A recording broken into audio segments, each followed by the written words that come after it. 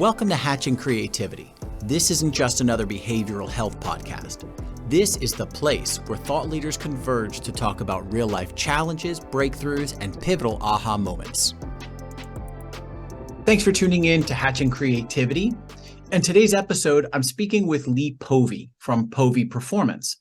Now, I know Lee from the cycling world, where he was the U.S. Olympic development coach and a very well-decorated cyclist himself. Now he's a coach of a whole different kind. His goal is to help executives and leaders build strategies about being the most effective people they can be. Today, we talk about the similarities in relationships between a client and their therapist and an athlete and their coach. We also talk about the importance of a strong mind-body connection. Remember, if you like what you hear, please like, share, subscribe, and tell all your friends about Hatching Creativity. I am really excited for today's guest, Lee Pove. Lee and I go back quite a bit and have done quite a bit of bike racing together. Lee, would you like to do a brief introduction of yourself? Hey, Mike. Yeah, I'm a performance strategist. So I now work with founders and their companies. And the simplest way to describe it is I help them understand themselves on a level so that they can be the most effective versions of themselves. So you were just talking about interviewing with British Cycling. Yeah. So I interviewed for a position with British Cycling. It was to be the para sprint coach. And during the interview process, I realized that although I'd been doing some work with them as a guest tactical and tactics coach, I didn't realize the way the organization ran and how it didn't fit my style of coaching. So they viewed athletes at that time, and I think it's changed quite a lot since then. We're going back nearly 20 years now, but they viewed athletes at that time as literally cogs in the machine. Mm-hmm. And for me, they didn't really think about the relationship between the athlete and the coach. And I think the reason is because they didn't want any kind of improprieties to happen. So they didn't want athletes and coaches to be close with each other. But I knew that for athletes to really be their best, that relationship has to be really close. And it's up to picking good coaches and healthy coaches as humans that aren't going to do, inappropriate things with their athletes, instead of having this blanket thing that athletes and coaches can't be close to each other. Because for me, you've got to understand somebody's psyche on a really deep level to help them perform at their best. And that's why, for me, I've always been a little bit different, not from all sports coaches, because there's plenty of sports coaches like this, but I found myself being different from many sports coaches because I was so interested in the emotional side of it. I was so interested in the way that people thought, how that affected their ability to perform. And we tend to separate that and have a thing called sports psychology. And a lot of sports psychology is coping mechanisms. Somebody is presenting with an issue. Here's a coping mechanism so that they can perform on race day. And I would actually look at them and go, what's going on for them as a human being, which is then presenting in this coping mechanism. Let's go back to the source of that first. Let's fix that. And then this coping mechanism is going to go away. We won't need a coping mechanism for the coping mechanism. So that's the way I thought about sports coaching. And that's how I've ended up doing what I'm doing now, because I just kept looking for more and more of it. And there's much more of it in the leadership world and the business world than there is in the sports world. Yeah. And coaches wanted to stay away from it in the sports world. I don't want to touch that. I don't want to get into the mental stuff. I don't want to give them the yips or mess them up. And just understanding human beings are human beings and they're going to do human being stuff.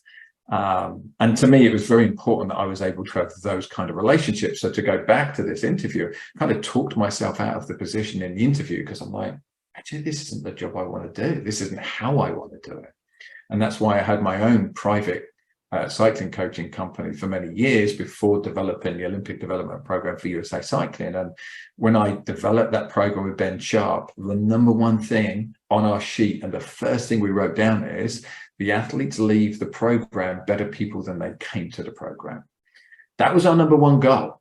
I love that they became better human beings from their experience of being in the program. Because you might have, 50 athletes go through a program like that in 10 years, for example, and the amount of them that are going to make it to the Olympics, if you're lucky, might be 3 or 4 or 5 or 6, right? It's 10% would be a good ratio.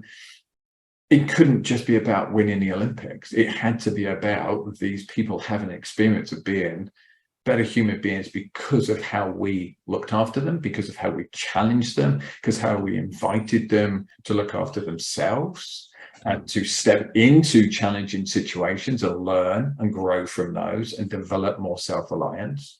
So that was how I saw it. Well, we talk in behavioral healthcare and substance use disorder treatment about a therapeutic alliance.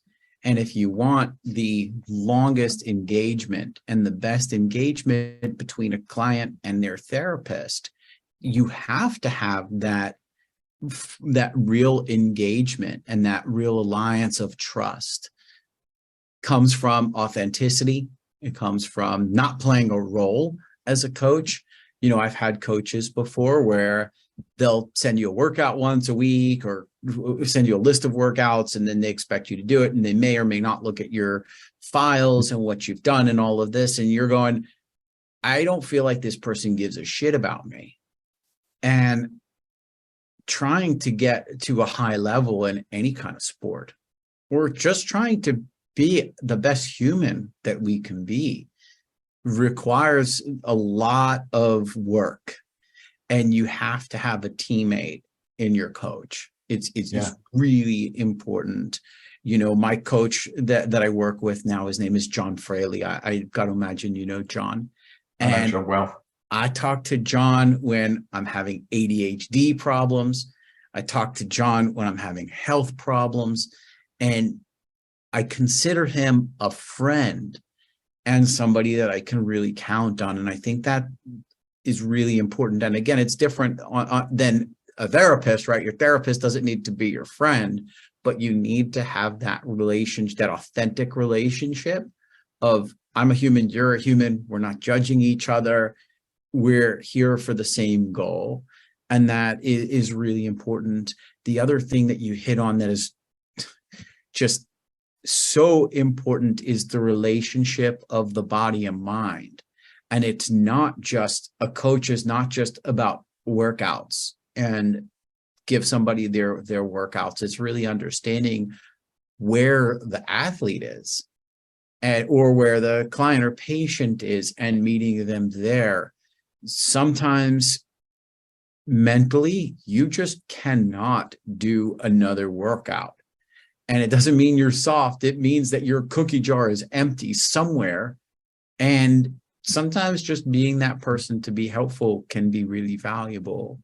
So I love that you said that. I definitely see it as a partnership. I see the coaching relationships I have now with the organizations and the founders as partnerships.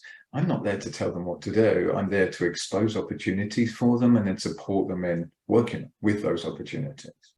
And as a cycling coach, I remember an athlete that went on to to have success at the Olympics, tell me that I was his best coach that he'd ever had. And I couldn't understand why he said, I'm like, but you had all these other great coaches. And he said, yeah, you're the only person that ever actually said, I don't know something. And you would say, I don't know, let's go and explore that together. Let's find out about that. Let's research it. Let's find somebody else that's an expert in that area. And that's where I think partnership and authenticity is so important. Is I don't have to have all the answers as your leadership coach, as your cycling coach. We're in it together and we can go and discover those answers. We can find out, hey, the data's not there yet. Let's see if we can set up our own study on this. Mm-hmm. And I believe, when I was going back to British cycling, the reason I was told you couldn't have those kind of relationships with athletes was also because they felt it made you unable to be objective about making, say, selection decisions. And I don't know what it is about my personality, but I've never had a problem with that. Like, we could be friends and I could say, Mike, you're not the team. You're not going well enough at the moment. And I'll bring the data why. It won't never be an emotional decision because I love performance. I want to win and it's all about performance. So this other person does this part of the team sprint better than you, and that's why we're going with them. And it would be completely transparent. And I realized that the managers of the programs were having this way of looking at coaching because they weren't comfortable making those decisions. So they were kind of projecting out on the program, where I'm like, I'm comfortable making that decision and being very clear as to why you've been selected or why you've not been selected, and friendship won't affect that.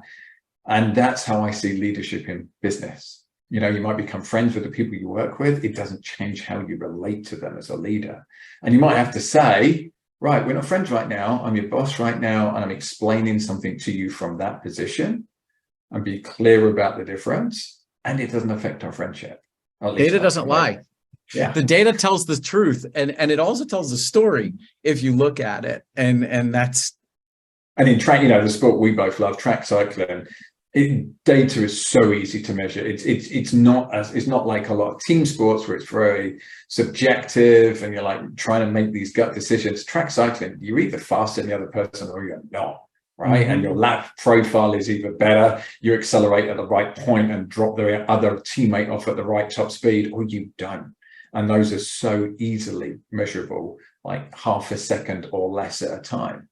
Sure. So yeah, I think for me, the relationships that I want to have with people I work with, just as you said about, you know, Johnny Fraley, your coach, the relationships I want to have with people, they're very deep and meaningful relationships, because I want to do very deep and meaningful work. When people work with me, they leave working with me changed. Their life is not going to be the same again. And that's the work I want to do. I don't want to just give you a couple of quick fix strategies. I want to change your world. I literally want to change your world. Lee, can you give some information on how people can get in touch with you and learn a little bit more about your work? Yeah. So depending on when this podcast comes out, I'm actually just doing a rebrand at the moment. So my work is changing from Maximize Your Potential Coaching to Pove Performance. So the easiest way to find me will just to Google Lee Pove. There's not many Lee Poves in the world, luckily. So if you Google me, you'll get access to all of my stuff. And yeah, anybody out there that wants to work with me, I'd love to have a conversation with you. My purpose in the world, my why, is to make the world a better place by impacting the most powerful people I can. So those that lead and lead others, greatens and expands my impact on the world. And I want everybody to have a better experience. There's lots of learning tools and coaching that can make all of our experiences better. And if I can teach leaders how to be better leaders, then it means everybody that works with has a better experience. Lee, I really love your message, and I really appreciate you coming on. This is outstanding. And for everybody listening, we will definitely have Lee back on. I think that this has been really helpful and hopefully informative for you. Thanks for tuning in to Hatching Creativity. We appreciate your support. Please don't forget to like and subscribe, and tell all your friends about the show. And remember, it's never just about one thing.